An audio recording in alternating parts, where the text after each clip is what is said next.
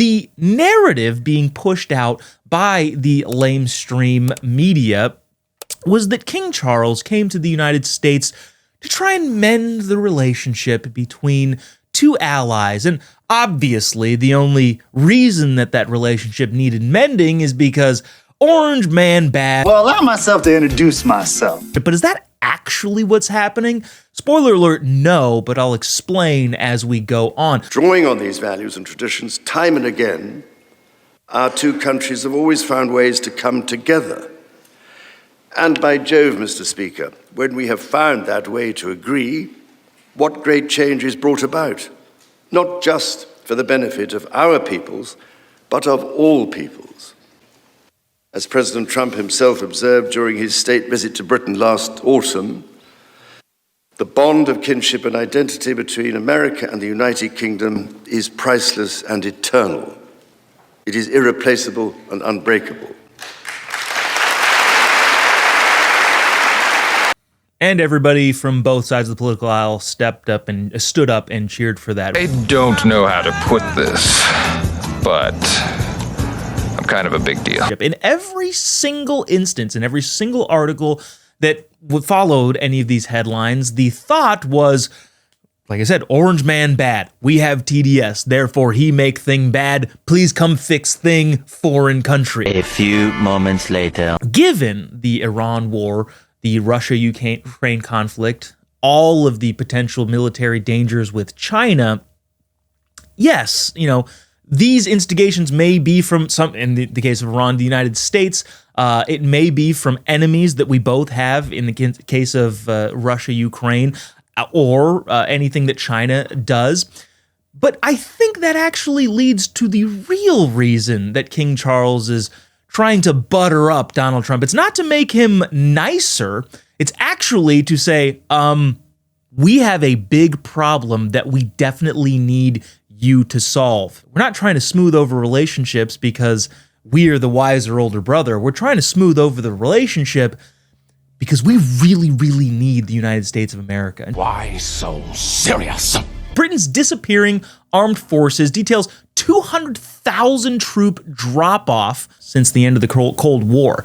They've got outdated equipment. They've got big problems, so much so that they're being mocked by NATO. They also warned that in the various military games and kind of playing out how things would work and the simulations that may happen on the battlefield, they warned that the UK Army may only be able to sustain a Ukraine-style conflict for like 6 to 12 months. The UK Army is now smaller in active personnel than countries like Romania and Bangladesh, just in raw numbers. Now, yeah, granted, they probably have better technology than the Bangladesh military, but just in raw numbers, that feels crazy to me. A few moments later. Experts continually warn that the UK is a hollow force, unable to match the biggest global adversaries to the West, Russia and China. The British Royal Navy was once the biggest and best military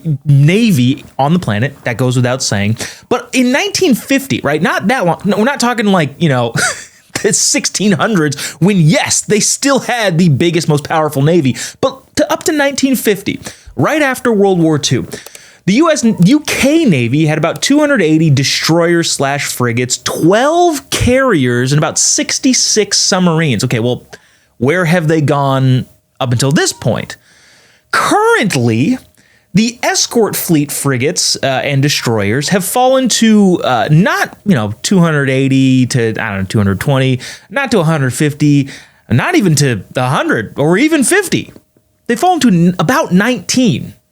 And reports are saying they're headed towards about 17 or lower. Getting the job only because the ship is sinking. 2 Queen Elizabeth-class carriers exist, but one of those carriers is often sidelined with engineering and technical issues. We realized that at the start of the Iran war. Everyone said, hey, well, we're not going to help, but not out of principle statements, but because we literally can't. We have a carrier that just doesn't work. A few moments later. Is the UK, is King Charles giving his speech to Congress the older brother that's trying to smooth over relationships, or is King Charles, the degenerate high school friend that has let his life go sideways. He's dealing with his third divorce. He's losing his house, all of these things, and going, hey,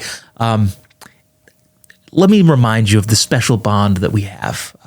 This bond is an age-old bond between our two countries, and can you spot me a couple grand? Did we just become best friends? Yup! Is it the case of the Trump-hating media of, well, the more dignified UK king came over to talk some sense into our crazy president? Or is it, oh, shoot, the world's a little bit more volatile than it has been in the past, and holy cow, we really, really need the United States, because if anything were to happen to us, we would be absolutely cooked. Honestly, considering the fact that he even came here, I think that's the primary goal. To say to the United States, yeah, we really love you guys, and all the stuff going on around the world, looking at our own military numbers, kind of makes us a little worried. So you guys don't hate us, right? We're cool, President Trump, United States. It is not the dignified, superior country trying to mend a relationship. Instead, it's a, don't forget about us. We're dilapidated, but please don't forget about us. A few moments later. And if anyone thinks here, again, that the European Union or Europe as a whole can defend itself without the US, keep on dreaming. You can't. We can't. We need each other.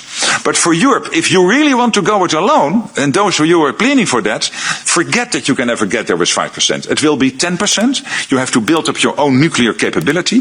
That costs billions and billions of euros. You will lose then, in that scenario, you would lose the ultimate guarantor of our freedom, which is the US nuclear umbrella. Help me. Help you, help you, help you, help me. And the reality is that they're coming over here, King Charles is coming over here, talking about unity and our great allyship, specifically because he understands the position that their country has put themselves in. And he also understands the desperate need that they have for the United States. It isn't a be nice to Trump to try and smooth things over because he's a bully and the UK is the peacemakers. It's far from it. It's be nice to Trump because the U.S. is the last line of defense. He said this, quote, "The challenges we face are too great for any nation to go, for any one nation to bear alone." In other words, please help us. Renewal today starts with security. The United Kingdom recognizes that the threats we face demand a transformation in British defense. In other words, we've sucked for a long time. Please have our back until we reverse the suckage.